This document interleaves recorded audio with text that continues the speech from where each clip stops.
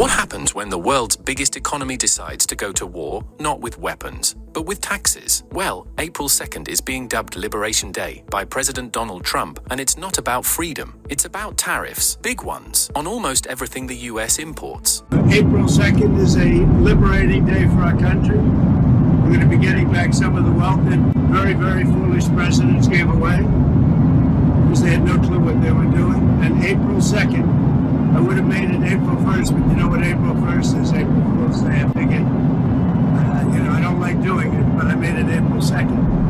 So it's a liberation day for our country. Let's break down what this means for the US, for the world, and maybe even your wallet. Trump is expected to announce sweeping new tariffs on imports. We don't yet know the exact number, could be 10%, 20%, maybe even 25%, like his earlier levies on steel, aluminium, and cars. What we do know is that these tariffs will apply to all countries, not just those with a big trade imbalance with the US. He's calling this reciprocal tariffs, meaning if you tax American exports, the US will tax your imports the same way. Just massive tariffs that we haven't charged them.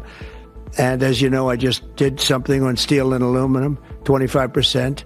And that'll go up at some point, but 25%, which will level the playing field quite a bit. I did it previously 50%, and Obama was very weak, and Biden was even weaker on steel. The steel was just absolutely, it really started with Obama. The world really took advantage of us, and then that morphed into Biden.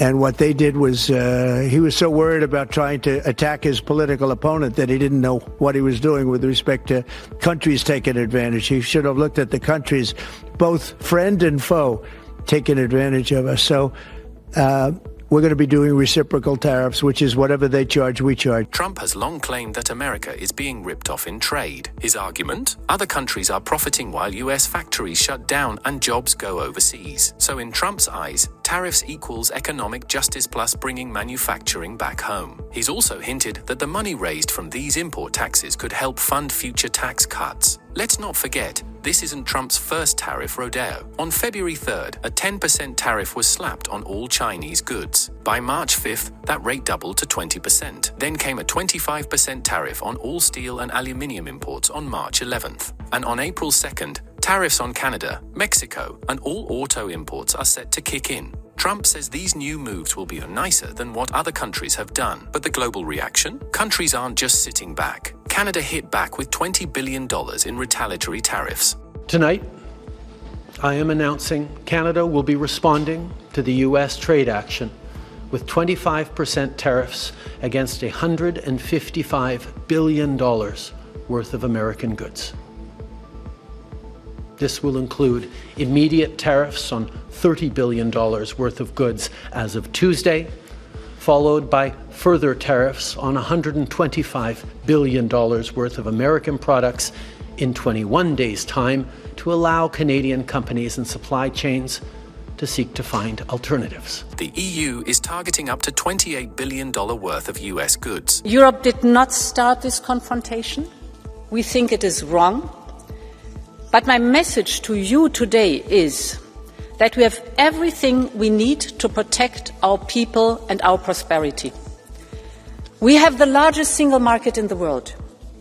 We have the strength to negotiate.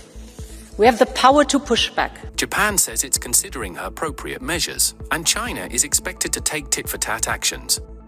So yes, this is beginning to look like a full-blown trade war. Markets hate uncertainty, and Trump's shifting tone is making investors nervous. Asian stocks tumbled on Monday. Gold surged to a record high, above $3,100 an ounce, as investors looked for safety. European markets also down. Financial experts say the real test will come when tariffs start hurting in the form of job losses and higher prices. More than half of what Americans buy is imported. So if tariffs make those products more expensive, guess who pays the price? The consumer. Car prices, for example, are expected to rise. Inflation is already climbing, consumer confidence is dropping, and some economists are now predicting a 35% chance of recession in the next 12 months, up from 20%. Trump says he's protecting American workers, but experts warn that disrupting global trade may cause more damage than good, especially when paired with Elon Musk's federal cost-cutting campaign, which could lead to spending cuts without interest rate relief, an economic double whammy. President Trump doesn't want American industries to survive. He wants them to thrive.